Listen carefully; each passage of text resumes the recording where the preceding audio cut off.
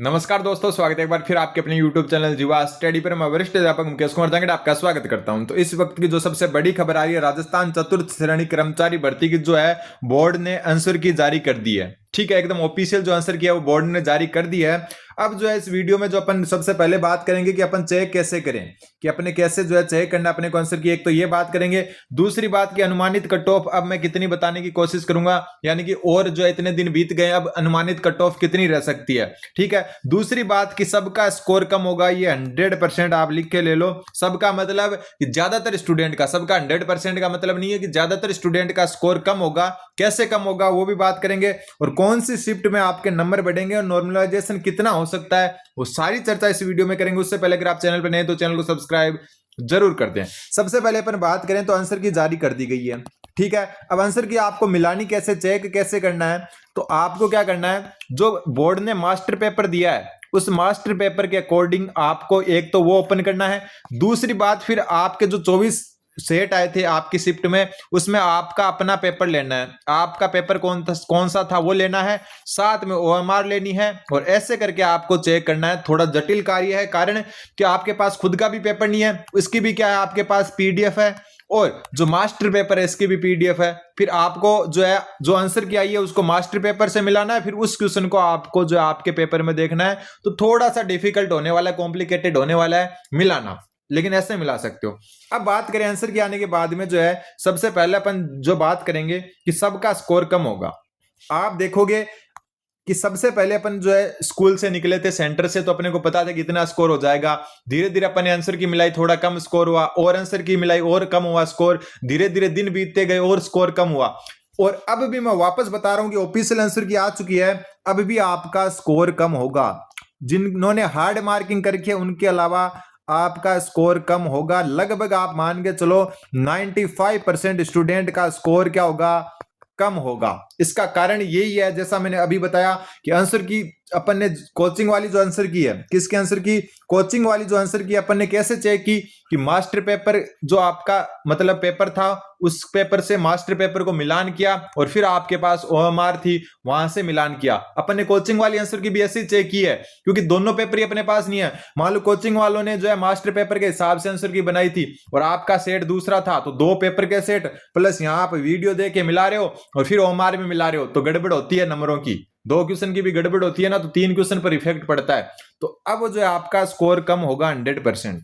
ठीक है, सबका स्कोर कम होगा। दूसरी बात कि अब भी आपके लिए ये जटिल प्रक्रिया है, क्योंकि आंसर की को मास्टर पेपर से मिलाओ, मास्टर पेपर को आपके पेपर से मिलाओ, और आपके पेपर को ओएमआर से मिलाओ, तो ये भी एक डिफिकल्ट होने वाला है, क्योंकि आपका पेपर आपके पास नहीं है। अगर फिजिकल रूप में आपके पास होता तो थोड़ा इजी रहता।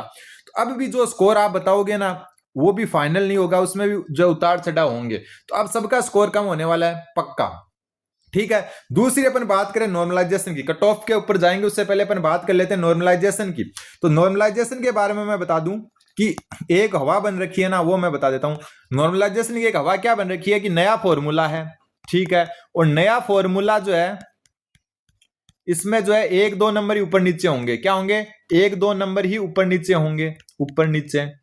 लेकिन यह बात सरासर गलत है। गलत कैसे है, हाँ नया फॉर्मूला है ये बात सही है, लेकिन 1-2 नंबर ऊपर नीचे हो इसकी कोई गारंटी नहीं है। हाँ शिफ्ट में अंतर कम है तो हो सकता है 1-2 नंबर ऊपर नीचे हो, लेकिन हो सकता है आपके 10 नंबर भी कम हो जाए, हो सकता है आपके जो है 5 नंबर भी कम हो जाए, हो सकता है आपके 1-2 भी कम हो। ठीक है, ये डिपेंड करता है आपकी शिफ्ट के। तो ये मत सोचना कि नया फॉर्मूला तो 1-2 नंबर ही कम होंगे।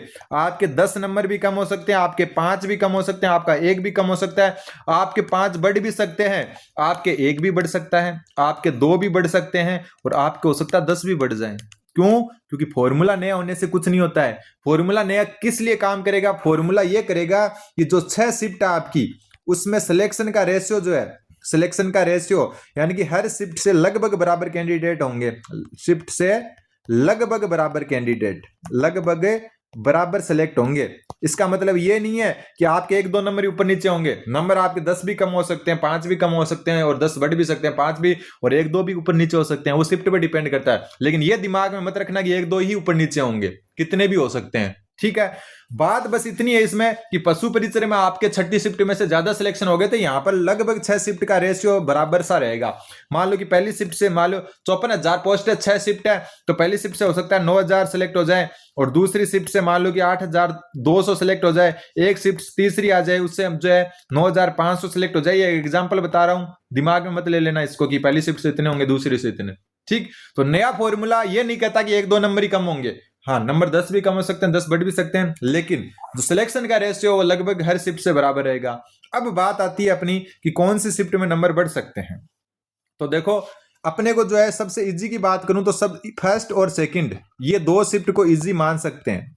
ठीक है, बाकी आपकी 3rd शिफ्ट है, 4th शिफ्ट है, 5th शिफ्ट है और 6ठी शिफ्ट है, इनका लेवल जो है अपन कह सकते हैं जो है मॉडरेट था। ठीक है, क्या था? मॉडरेट था।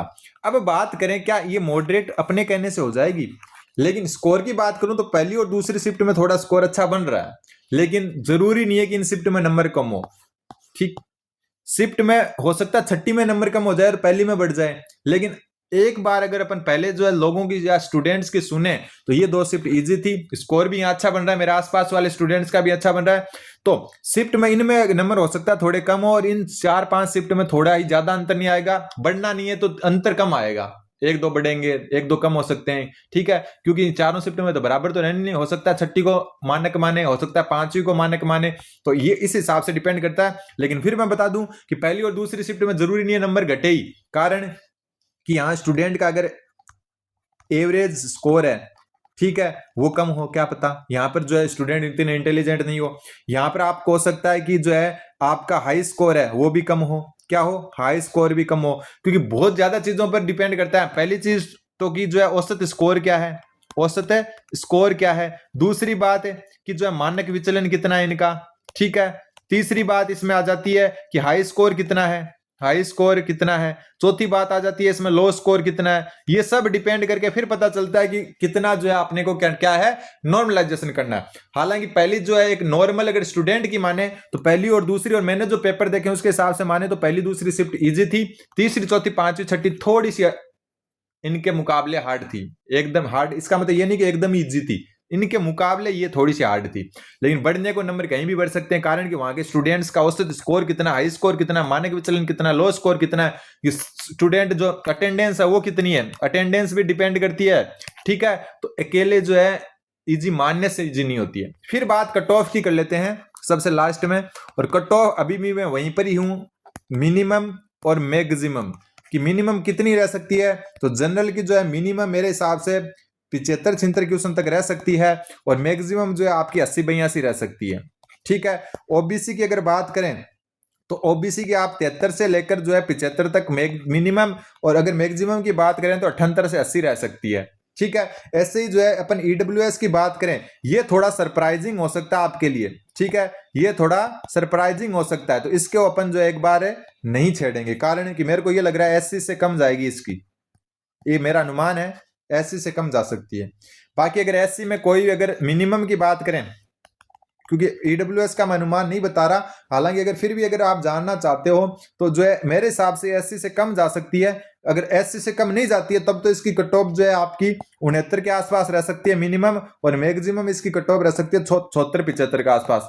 ये जो है मैं कम चांस में मान रहा हूं, कारण है कि मेरे को ये लग रहा है अंदर से एक फैक्ट के हिसाब से कि एससी से कम जाएगी ईडब्ल्यूएस की कट ऑफ चतुर्थ श्रेणी कर्मचारी में। एससी के स्टूडेंट की बात करें तो 65-67 मिनिमम जा सकती है, और मैक्सिमम जो है आपकी 68-69 जा सकती है। ठीक है, एसटी की बात करें तो 63 के आसपास, 63-64 मिनिमम, और मैक्सिमम जो है 66-67 जा सकती है, और ईडब्ल्यूएस सरप्राइजिंग हो सकता है। ठीक है, एमबीसी की बात करें, एमबीसी की तो एमबीसी जो आपकी जो है 68 से 70 के बीच में मिनिमम, या मैक्सिमम की अपन बात करें तो 73 से 75। लेकिन मैं वापस बता रहा हूं आपको कि ईडब्ल्यूएस सरप्राइज कर सकती है इस वैकेंसी में, आपको हो सकता है ईडब्ल्यूएस एससी या उसके बराबर या उससे नीचे चली जाए। एक बात और मैं थोड़ी सी बता देता हूं, ये तो बात हो गई। अब मान लो कि एक बात कर लेते हैं कि एस जो जनरल की कट ऑफ है वो रहती है आपकी 76, लेकिन इसका मतलब ये नहीं है कि हर शिफ्ट में 76 वाले का सिलेक्शन हो जाएगा, हर शिफ्ट में 76 वाले का सिलेक्शन होना जरूरी नहीं है। हो सकता है फर्स्ट शिफ्ट में नॉर्मलाइजेशन में जिसके 82 नंबर बने वो 76 पर आ गया, ठीक है, हो सकता है छठी शिफ्ट में जिसके जो है 72 नंबर बन रहे थे वो 76 पे चला गया, तो ये नॉर्मलाइजेशन के बाद का स्कोर है, ये ध्यान में रख लेना। वैसे मैंने अलग से वीडियो बना के बता रखा है, तो सिर्फ जनरल की कट ऑफ पर ध्यान दें आप और ओबीसी पर दें, बाकी किसी का अनुमान लगाना थोड़ा मुश्किल होता है। फिर भी एससी मेरे हिसाब से 65 मिनिमम अगर रहती है, तो मैक्सिमम होती है तो भी 70 से अंदर अंदर ही रहेगी। ठीक है, एसटी की बात करें तो 63 के आसपास आपके चांस मिनिमम बन सकते हैं और मैक्सिमम ये 66-67 रहेगी। ईडब्ल्यूएस एक कैटेगरी ऐसी है जहां पर मैं अभी भी ये कह रहा हूं कि हो सकता है कि एससी या उससे कम चली जाए, सरप्राइजिंग रहने वाली है ये। अगर नहीं जाती है एससी से कम तो फिर ये रेंज रह सकती है, लेकिन मेरे को अंदर से ये फील हो रहा है इसकी जो है एससी से नीचे जाएगी। तो ये अपना थोड़ा सा लेखा जोखा था, उम्मीद आपको समझ में आएगा। चैनल पर नहीं तो चैनल को सब्सक्राइब कर दें। धन्यवाद, बने रहें जीवा स्टडी के साथ।